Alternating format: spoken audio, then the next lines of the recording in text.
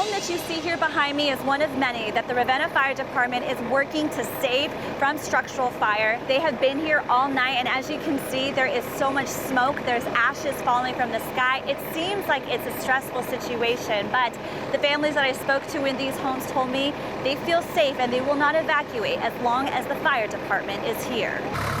We've never experienced something like this. My mom was really freaked out yesterday. Emma Friend lives up here on 6th Street in Ravenna, surrounded by smoke. Oh my gosh, yes, it was so bad this morning. Like, my eyes were burning, and it was so white out here you could not see anything. And fires burning not too far from her house. Do you feel like you're in any immediate danger and would need to evacuate soon? No. People's been here, like, before it even got close to the house, so it's been pretty safe, I would say.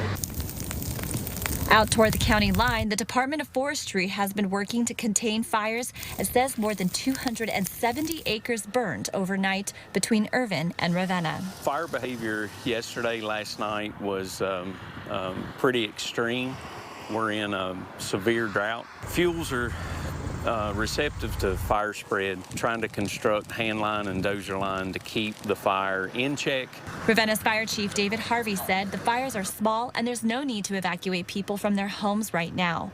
Crews will continue prepping structures and focus on keeping the fires from spreading to homes. Winds are up, relative humidities are down, temperatures are up, so fire spread will be erratic and swift today as well. And the Department of Forestry told me that they are expecting it to be another long night of containing these wildfires. So they are asking residents to stay in their homes, make sure that their windows are locked up, make sure that the ACs are on to ensure that there's enough air filtration, because there's going to be a lot more smoke coming from these wildfires tonight. Reporting in Estill County, I'm Danielle Miskell, Fox 56 News. One neighbor who lives in this house right here behind me says that it was a loud boom that caught his attention and drew him out here last night, where he witnessed most of the shooting that happened here on Main Street. And it lasted for hours. The chaos was so surreal that he told me he could not take his eyes off of what was happening. Some booms. I thought it sounded like somebody knocking real loud on something. When Charles heard gunshots, he stood on the corner off Main Street with his son and neighbor, where they couldn't see too much at first. We were standing right there. And when a Kentucky State Police trooper pulled up to the scene, he opened up on him with a rifle. I mean, he was shot 30 times, that cop. He said gunfire after gunfire, shots went everywhere. And then he noticed on the fire truck next to him. Yes, but then there's a bullet hole in the glass. Couldn't believe it, you know. Then he saw a firefighter not too far away from him get shot. He got shot right behind them rose bushes. When he went down, that's when we all went in the house.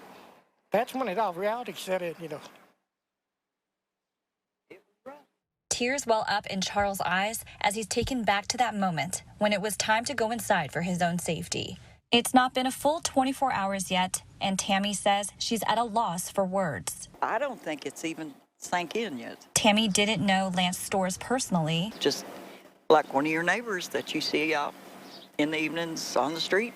Tammy's niece lives next to Lance Storrs, and she was on the phone with her all night, where she was in the middle of the shooting. She was speaking to me on her cell phone on the floor. In the background. We heard shots, sporadic gunfire all evening, like from 6:30 till around 8 or 8:30. She says her niece was in communications with the shooter's daughter all night.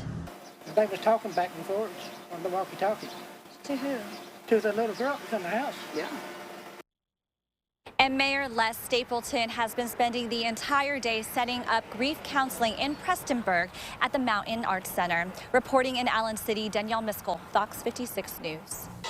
Yes, Amani, women across Kentucky right now, they're asking a lot of questions, especially the women who are being directly impacted by this decision and just had their abortion appointments canceled effectively this morning. What do they do now? Well, I spoke with two organizations on opposing sides who are both offering some guidance. The Kentucky Religious Coalition for Reproductive Choice says it supports a woman's right to choose. These are decisions which should be based on a woman's own religious convictions. They say the statistics show how abortions can actually save a woman's life in one way or another. Childbirth is 14 times more likely to cause death to a woman than an abortion would be. Almost 2/3 of women who have abortions are already mothers.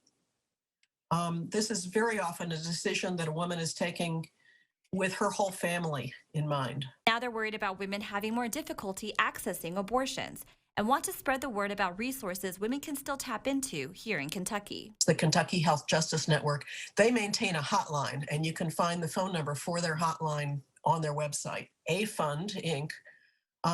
But that's one that does its funding directly to the clinics. So if a woman shows up at a clinic in another state without sufficient funding, the clinic knows to call on A-Fund for some funds to help.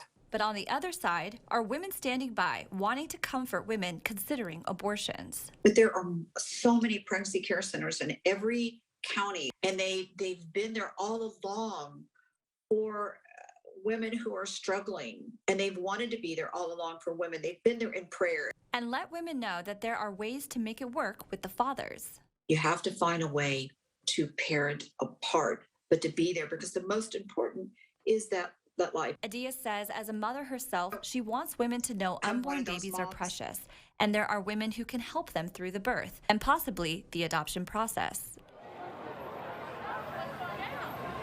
And those on both sides want women to know that they do not have to make these decisions alone. We're going to have links to those various resources available to you on fox56news.com. Live at downtown Lexington, I'm Danielle Miskell. Imani, back to you. Danielle Miskell joins us now live outside of an old bar that's been closed for more than 20 years, but is reopening just for tonight. So Danielle, how are things looking out there? Well, first, take a look at this line here behind me. If you are from Richmond or if you went to EKU before 2000, you'll know that I am standing right here in front of the Family Dog. It's an institution here in town, and both the owners of the Family Dog and EKU's Alumni Relations knew that this would be the perfect time capsule for all the alumni to step into and relive some of their best college memories.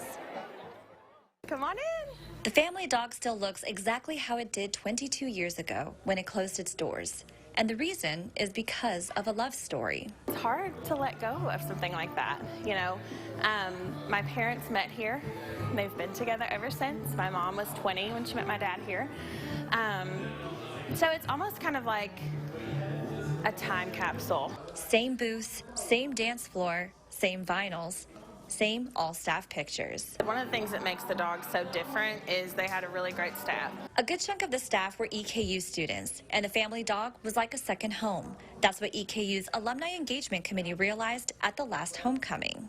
During the pandemic, we had a virtual pub crawl, and we did a feature where we highlighted all the downtown establishments over the decade. The night that we did the Family Dog, we had a lot of response. So I mentioned to the owners, I said, wouldn't it be neat if we did something, kind of had a reunion or opened it back up for one night? And it took me about 2 years to convince them that it was a good thing to do. Which brings us to tonight. There will even be a few faces that many will recognize from back in the day. These once-upon-a-time bouncers at the Dog will be keeping one tradition alive tonight, getting patrons stamped at the door. The red stamp and the black stamp. If you got the red stamp, you couldn't drink. If you got the black stamp, you were over 21 and you could drink. And a lot of times, you rub that red one and they would roll that back to get a black stamp off somebody who got freshly black. The Family Dog's history also goes back to the 50s, when it was known as Specs. Okay. We always called it Specs. We thought even when the Dog was there, I always called it Specs. But that's when Richmond was flourishing as far as there were more bars than churches back then. And this was a wild town. So doors opened at 7 and they will stay open till about 10 o'clock tonight, and it's free. They're letting in groups of 50 at a time, and each group will get about 10 minutes inside to walk down memory lane. Live in Richmond, I'm Danielle Miskell, Fox 56 News.